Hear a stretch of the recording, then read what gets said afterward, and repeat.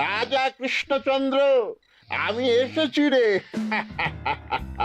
চোখ খুলে দেখো বাবা, কে কে কে আমি স্বামী খটখটানন্দ।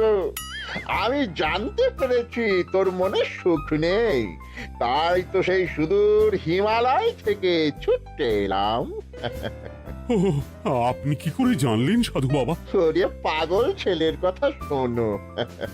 সন্তানের মনের কথা যদি জানতেই না পারি, তাহলে কিসের তপস্যা আর কিসের ধ্যান? কি জেনেছেন সাধু বাবা? 3 দিন ধরে মনে কোনো সুখ খুঁজে পাচ্ছি না, নানান রকম চিন্তায় জর্জরিত হয়ে রয়েছি। তার মধ্যে আজ 3 দিন হলো রানী বাপের বাড়ি গিয়ে রয়েছে। সুখ কি তোর একার? এই মায়ার সংসারে সুখ খুঁজে পাবি কি করে? তোর যে তপস্যার সময় হয়েছে বাবা। শোন, এই পাথরটা ধর। আমি যোগ বলে এই মন্ত্রপুত পাথর পেয়েছি। কাল পূর্ব দিকের নদীর পাড়ে এই মন্ত্রপুত পাথর স্থাপন করবি। আমি চাই তুই নিজে এই পাথরের আরাধনা করিস। তাই ওইখানে এক কুটির বানিয়ে তুই একা থাকবি। একা? আর রানী? সংসারে দুঃখ ছাড়ার কিছুই নেই।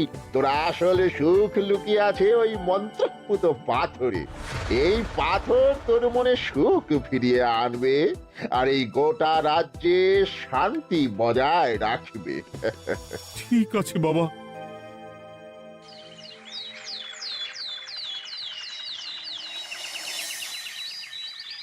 জয় বাবা খটখটানন্দের জয়। কি তার জ্যোতি, কি তার ব্যক্তিত্ব, আহ, কি তার কণ্ঠস্বর! এই মন্ত্রপুত পাথর আমার এবং এই রাজ্যের সকলে সুখ শান্তি ফিরিয়ে আনবে। আজ থেকে আমি সাধু বাবার পরামর্শ মতন এখানেই থাকবো। তোমাদের যার যা যা বক্তব্য আমাকে এখানে এসেই বলবে। কোনো চিন্তা করবেন না মহারাজ, আমি সব সামলে নেব। আপনি নিষ্ঠা সহকারে সাধু বাবার আদেশ পালন করুন। মহারাজ, যার নামেই খট তার কথাই ভরসা করা কি ঠিক হবে? একটা সামান্য পাথর কি করে সুখ ফিরিয়ে আনবে মহারাজ? বিষয়টা কি খটখটানন্দের মতন খটকার নয়? এটা মোটেই সামান্য পাথর নয় গোপাল, এটা মন্ত্রপুত পাথর। আর এসব হচ্ছে বিশ্বাসের ব্যাপার। শুধু তোমার মতন ভাঁড় দিয়ে কি আর রাজ্য চলে? রাজ্য চালাতে গেলে ভক্তি, শ্রদ্ধা, আশীর্বাদও দরকার হয়। ঠিকই, শাস্ত্রে বলে বিশ্বাসে মিলায় বস্তু, তর্কে বহুদূর। কিন্তু মহারাজ, রাজ্যটাও তো চালাতে হবে। আপনি এখানে থাকলে এই রাজ্যের কি হবে মহারাজ? একবার ভেবে দেখুন, সাধু বাবা আসল না হয়ে নকলও তো হতে পারে। দেখো গোপাল, তোমার যদি মনে বিশ্বাস না থাকে তাহলে আমি বলবো তুমি আর এখানে এসো না। তবে সাধু বাবার নামে কোনো বাজে মন্তব্য আমি শুনবো না। আমি চাই না আমার এই অবিশ্বাসের কারণে আমার রাজ্যের কোনো ক্ষতি হোক। আর আমি এই রাজ্যের মন্ত্রী, আমি থাকতে তোমাকে রাজ্য নিয়ে বেশি ভাবতে হবে না। তুমি এখন যাও তো গোপাল, যাও। মহারাজকে আর বিরক্ত করো না। পাল না থাকলে এ রাজ্যের কিছুই এসে যাবে না। আমরা থাকতে নাকি ভাঁড় চালাবে রাজ্য? আচ্ছা, ঠিক আছে, দেখা যাক। তাহলে আসি মহারাজ।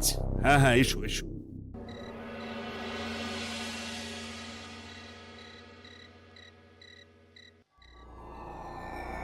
মহারাজ, রানী, তুমি ফিরে এসেছো? এ আমি কি শুনছি মহারাজ? আপনি নাকি প্রাসাদে ফিরবেন না ঠিক করেছেন? হ্যাঁ রানী, তুমি ঠিকই শুনেছ। আমি আর প্রাসাদে ফিরবো না। আমি এখানে থেকে ওই মন্ত্রপুত পাথরের আরাধনা করব। কে না কে এসে আপনাকে বলল আর আপনি প্রাসাদ ছেড়ে এই কুটিরে থাকবেন? আপনার শরীর খারাপ করবে মহারাজ, আপনি ফিরে চলুন। কে না কে নয় রানী, স্বামী খটখটানন্দ খুব বড় সাধু। উনি যোগ বলে আমার দুঃখের কথা জানতে পেরে সেই হিমালয় থেকে ছুটে এসেছেন আমাকে ওই পাথর দিতে। তুমি আমায় ফিরতে জোর করো না রানী। আর আপনার রাজ্য, আপনার প্রজারা, তাদের কি হবে মহারাজ? সে নিয়ে তুমি ভেবো না রানী, আমি এখানে বসেই মন্ত্রীকে দিয়ে সবটা সামলে নেব। তাহলে আমিও আপনার সাথে এখানে থাকবো। আপনাকে ছাড়া আমি প্রাসাদে ফিরবো না।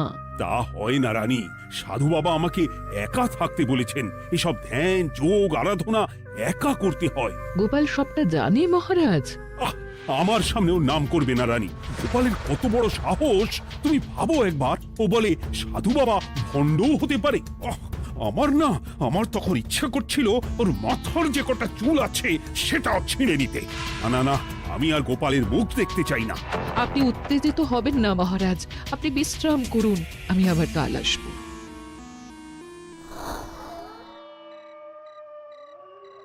রাতের হাটেও সবজির যা দাম বেড়েছে, এরপর শুধু এক বেলা খেয়ে থাকতে হবে।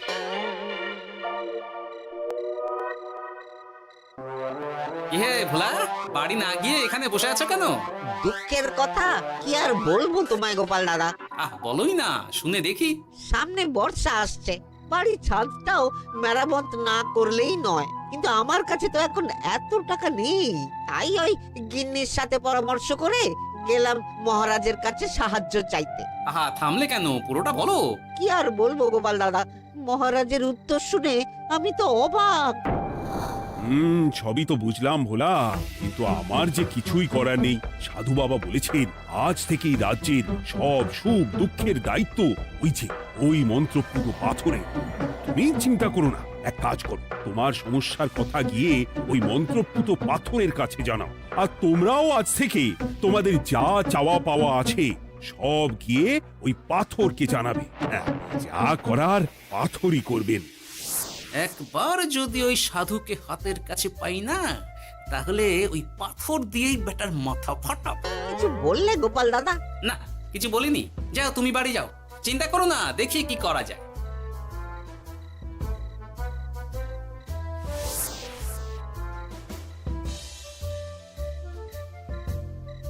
কি ব্যাপার, এত রাতে বটা ঘটা মন্ত্রীর বাড়িতে কি করছিল? কি বটা ঘটা, আজকে মন্ত্রী মশাইয়ের বাড়ি খাওয়া দাওয়া ছিল? খাওয়া ছাড়া কি অন্য কিছু আসে না তোমার মাথায়? চ চ চ, আমাদের অনেক কাজ আছে, চ। আরে এত তাড়া কিসের? বাবা, বটা ঘটার এত কি গুরুত্বপূর্ণ কাজ যে একেবারে ছুটে পালালো? না, ব্যাপারটা তো সুবিধের ঠেকছে না।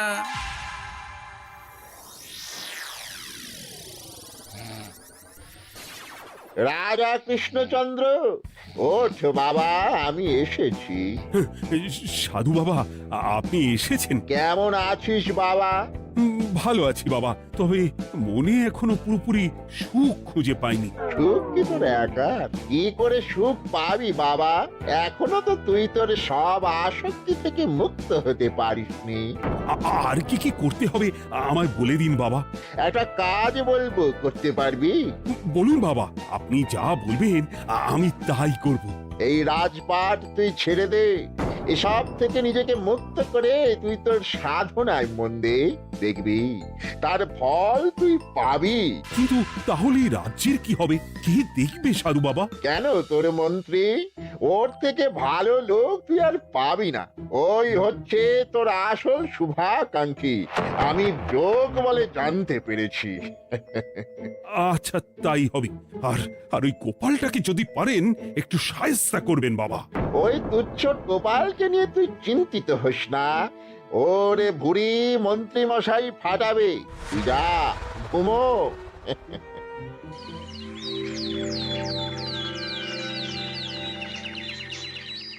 শোনো শোনো শোনো, আজ থেকে মহারাজ কৃষ্ণচন্দ্রের আদেশে এই রাজ্যের ভার এই রাজ্যের মন্ত্রীর। আর মহারাজ নিজে তার কুটিরে নিরিবিলিতে থাকতে চাইছেন। উনি চান না কেউ ওনাকে বিরক্ত করুক। তাই আজ থেকে যার যা সমস্যা সবাই মন্ত্রী মশাইকে জানাবে। মন্ত্রী মশাই যাকে যা বলবেন তাকে তাই শুনতে হবে। শোনো শোনো শোনো। না, মহারাজকে থামাতেই হবে, না হলে বড় বিপদ হয়ে যাবে। যাই।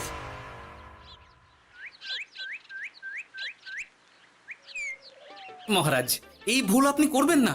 মন্ত্রীর হাতে রাজ্যের ভার দিলে রাজ্যের সর্বনাশ হবে মহারাজ। দেখো গোপাল, আমি যেটা করেছি সেটা ঠিক বুঝেই করেছি। আমার সিদ্ধান্ত আর বদলাবে না। আর এই বিষয় নিয়ে আমি তোমার সাথে কথাই বলতে চাই না। মহারাজ, গ্রামবাসীরা আপনার এই সিদ্ধান্ত খুশি মনে মেনে নেয়নি। সবার কথা একবার ভেবে তারপর সিদ্ধান্ত নিন মহারাজ। একজন বাইরের লোকের কথায় কোনো সিদ্ধান্ত নেবেন না দয়া করে। গোপাল, তুমি যদি সাধু বাবার সিদ্ধান্তে প্রশ্ন তোলার চেষ্টা করো তাহলে আমি বাধ্য হব মন্ত্রীকে বলে এই রাজ্য থেকে তোমায় বিতাড়িত করতে। একজন সেই হিমালয় থেকে আমাদের উপকার করতে এলো আর তুমি তার বিরুদ্ধেই কথা বলছো। ছি ছি গোপাল, ছি। মজা, কি মজা! শুধু মুদ্রা, শুধু মোহর, যেদিকে তাকাবো শুধু সোনার মোহর আর সোনার মোহর। তুমি কি পাগল হয়ে গেলে? এখনো হয়নি গিন্নি, তবে এবার সত্যি সত্যি হয়ে যাব। এত সোনার মোহর একসাথে হাতে পেলে কেউ কি সুস্থ থাকতে পারে? আর বেশি দিন বাকি নেই যখন কৃষ্ণনগরের কোষাগারের মালিক হব আমি। আর মহারাজকে ছেড়ে দেবেন? চিন্তা নেই, মহারাজ কিছুই করতে পারবেন না। তিনি এখন সাধু বাবার আদেশে পাথরের আরাধনায় ব্যস্ত। আর প্রহরীরা, তারা কিছু বলবে না? প্রহরীরা তো এখন আমার গোলাম। মন্ত্রীমশাই, আমরা এসেছি। ওই তো ওরা চলে এসেছে। ওরা কি করবে? ওরাই তো কোষাগার লুট করতে আমায় সাহায্য করবে। রাজ কোষাগার হবে শুধু আমার, আমার, আমার।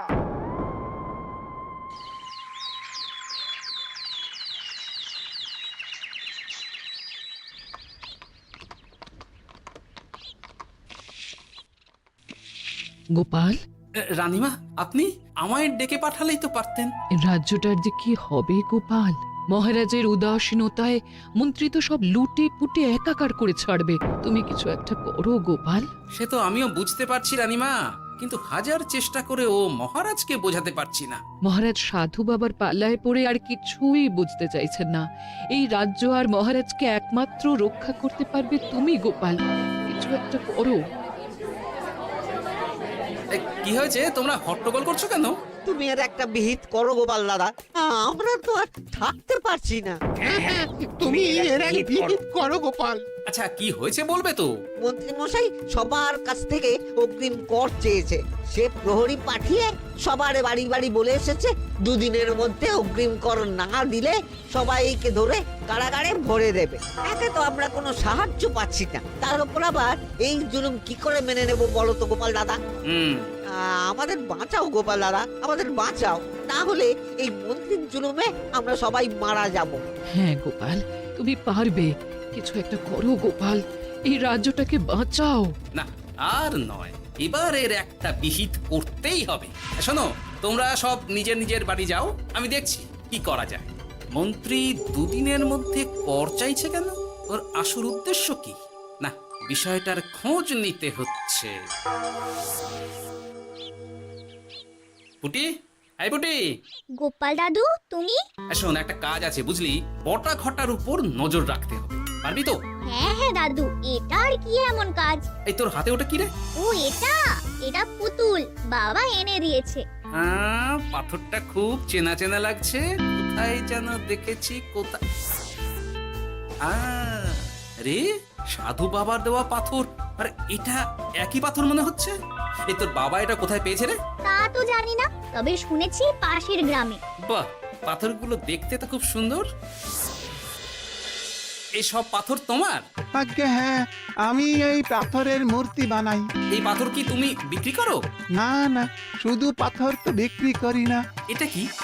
ও, ওটা আমি আমার সব পাথরের একটা চিহ্ন দিয়ে রাখি। এতে বোঝা যায় যে এই পাথরের মূর্তি আমার তৈরি। বাহ, চমৎকার কাজ করেছো। তোমাকে যে কি বলে ধন্যবাদ দেব তুমি জানো না। কৃষ্ণনগরের কত বড় উপকার তুমি করলে। গোপাল দাদু, ও গোপাল দাদু, গোপাল দাদু, গোপাল দাদু। কি ব্যাপার, এত সকাল সকাল? ভালো খবর এনেছিস মনে হচ্ছে। শুধু ভালো নয় দাদু, একেবারে গরম খবর। দাদু, রহস্য আমরা ফাঁস করে ফেলেছি দাদু। বলিস কি রে? শুনি শুনি। কাল রাতে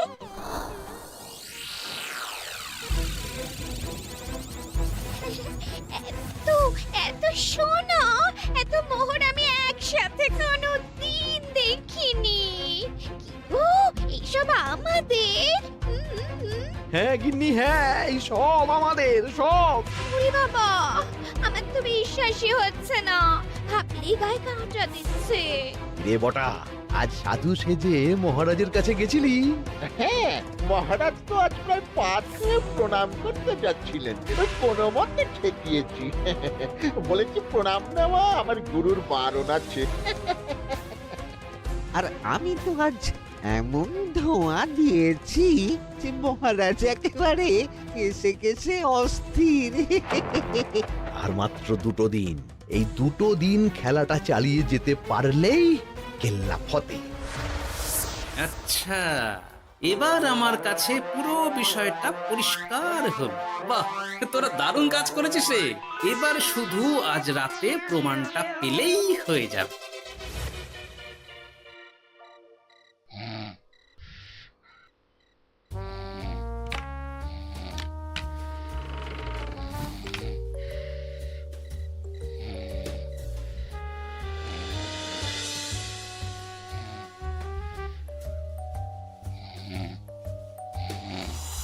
এই তো একে একে 2 মিলে যাচ্ছে। বাবা বাবা বাবা, এবার খেলা জমবে।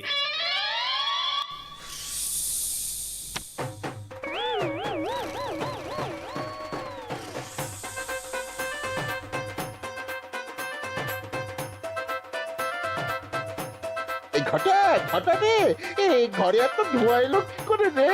সত্যিই তো, এত ধোঁয়া এলো কি করে?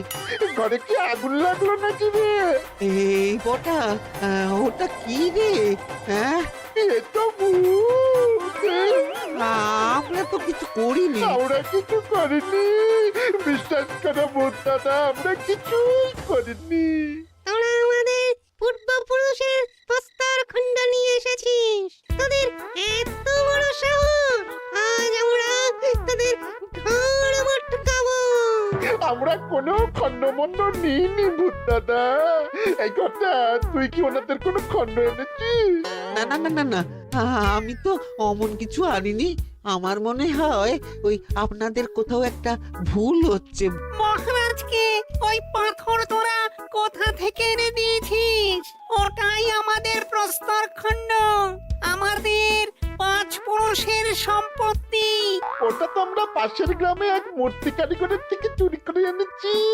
আপনারা যান না, যান, ওই কারিগরের কাছে ওরকম অনেক পাথর আছে। আমাদের ওটাই চাই। ও বাবা, উনি আবার কে? আমাদের দাদু, তৃতীয় পুরুষ। ও দাদু, এই চুরি ভূত দাদু, ওটা আনতে গেলে না মন্ত্রী মশাই আমাদের খুব মারবে। খা, ওদের মুন্ডু চিবিয়ে খা।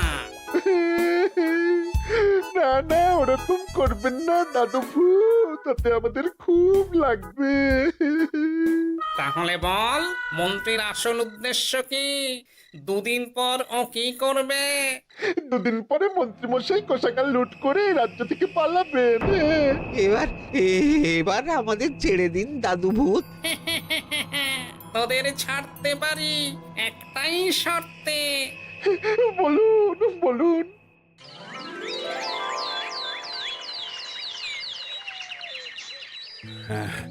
রাজ্যের পরিস্থিতি কি? প্রজারা সবাই ভালো আছে তো? হ্যাঁ মহারাজ, সেসব নিয়ে আপনি একদম চিন্তা করবেন না।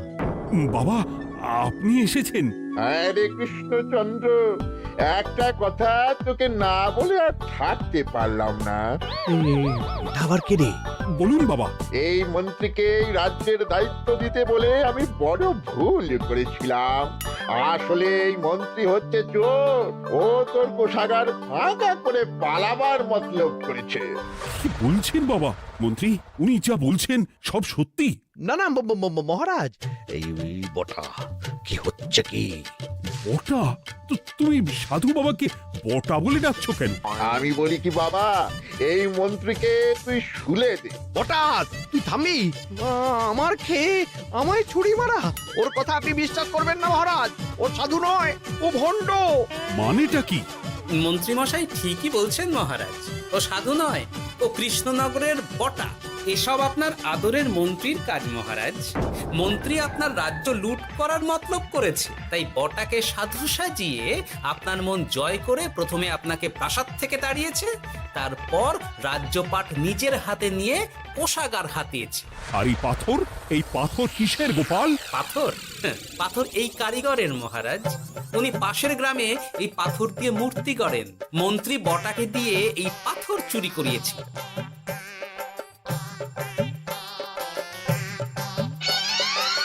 ওই পাথর আমার মহারাজ। আমি তোমায় ছাড়বো না মন্ত্রী, তোমায় আমি শুলে দেব। প্রহরী, প্রহরী! কেউ আসবে না মহারাজ। প্রহরীরা এখন আমার কথা ছাড়া আর কারুর কথা শুনবে না।